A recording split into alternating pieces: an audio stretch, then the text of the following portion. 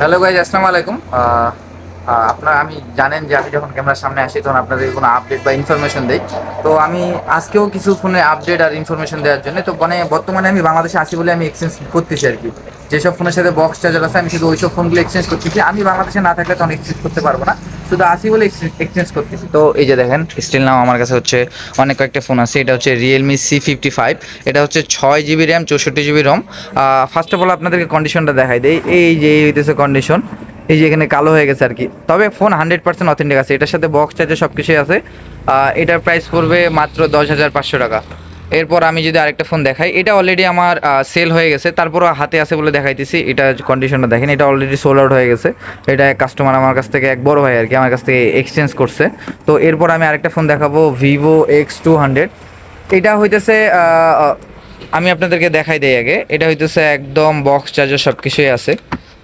দেখাই দেই, কন্ডিশনটা দেখাই দেই। কন্ডিশন হচ্ছে একদম টিপটপ কন্ডিশন। এটার প্রাইস পড়বে মাত্র 64,000 টাকা। এরপর আমি যদি আরেকটা ফোন দেখাই আপনাদেরকে, হুয়াওয়ে ম্যাট 30 ই প্রো 5G। ডিসপ্লেটা দেখেন, জোস একটা ডিসপ্লে, অনেক কার্ভ আর কি।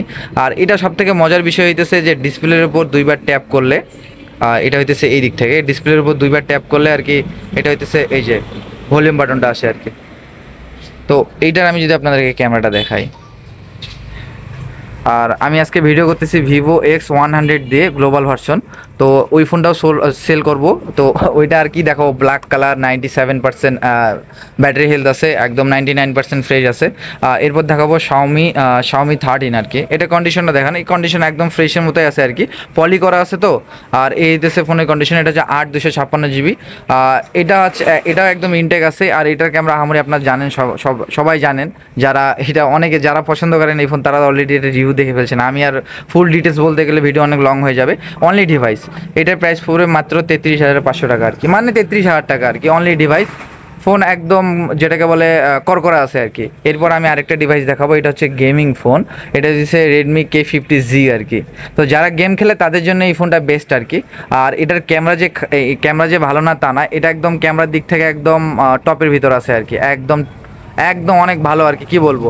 আমি আমি মনে করছিলাম যে এটা ক্যামেরা আহামরি ভালো হবে না, যেহেতু গেমিং ডিভাইস, কিন্তু না, এটা ক্যামেরা অনেক ভালো। আমি ছবি তুলছিলাম আর কি, আপনাদেরকে যদি ছবি দেখাই, ছবি তোলা আছে মেবি। এই যে দেখেন, পোর্ট্রেট শটগুলো অনেক সুন্দর আর কি, ডিটেলসটা অনেক সুন্দর। এই হইতেছে আমার বন্ধু। তো কন্ডিশনটা দেখাই, এই যে এই হইতেছে কন্ডিশন। আর এটা সব থেকে মজার বিষয় হইতেছে কি, যে এই যে দেখেন, গেমিংয়ের জন্য আলাদা করে এক্সট্রা ট্রিগার দেওয়া আছে আর কি। যারা ওই যে গেম খেলে, ফ্রি ফায়ার, পাবজি, যারা গেম খেলে ওদের জন্য এক্সট্রা করে এটা ট্রিগার আর কি, মানে গেম খেলে মজা আছে। এটার প্রাইস পড়বে হচ্ছে 26,000 টাকা, একদম ফিক্সড, অনলি ডিভাইস। আর এটা কিন্তু ব্যাটারিটা চেঞ্জ করা হয়েছে, হ্যাঁ, এটা ব্যাটারি চেঞ্জ করে। আপনারা জানেন যে এটা অনেক আগের ফোন, সেক্ষেত্রে এই সব ফোনে তো ব্যাটারি হেলথ অনেক কমে যায়। তো এই কারণে শুধু এটা ব্যাটারি চেঞ্জ করা হয়েছে। এই হইতেছে ফোনের কন্ডিশন। এছাড়াও হইতেছে আমার কাছে আরেকটা ফোন আছে, নুবিয়া Z60 আলট্রা। তো সেই ফোনটা আমি আপনাদেরকে দেখাতে পারতেছি, ওটা বাসায় আছে। আর এই ফোনগুলো হইতেছে, আমি বাইরে আসছি, যাইতেছি এক জায়গায় একজনকে ফোন দেখাইতে, কিছু ফোন সেল করতে।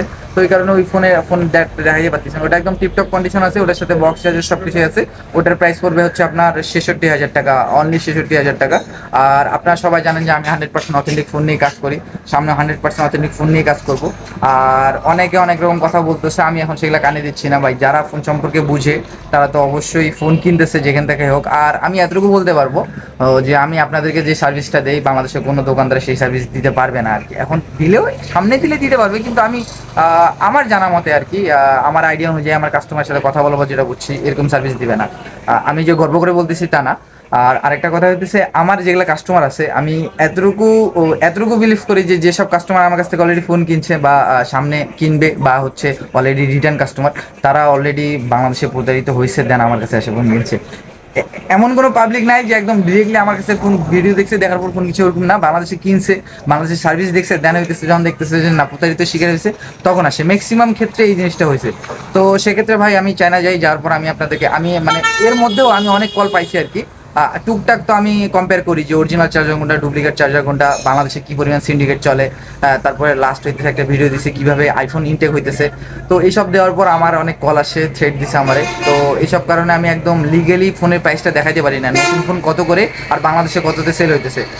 আশা করি আমি চায়না যাওয়ার পর হচ্ছে আমি সেটা দেখাবো না ডিরেক্টলি, কিন্তু আমি দেখাবো যে কীভাবে সিন্ডিকেটটা হইতেছে, চায়নায় কীভাবে সিন্ডিকেট হইতেছে, আর বাংলাদেশে যারা হচ্ছে সেল করতেছে তারা কীভাবে এই সিন্ডিকেটটা চালাইতেছে বাংলাদেশে। তো সেটা আমি নেক্সট ভিডিওতে দেখাবো। নেক্সট ভিডিও বলতে এর পরবর্তী ভিডিওতে না, আমি যখন চায়না যাবো, যার পর আমি ভিডিওগুলো তুলে দেবো, তখন আপনারা দেখবেন। আসলে যে আমাকে বলেন আমার কাছ থেকে ফোন কেনা, নতুন ফোন কেনা একই কথা, তাদের জন্য আর কি এই উদ্দেশ্যে এই কথা। তো এই হচ্ছে আমার ফোনের স্টক আজকে এই পর্যন্তই। আশা করি আপনারা ভালো থাকবেন, সুস্থ থাকবেন। আল্লাহ হাফেজ।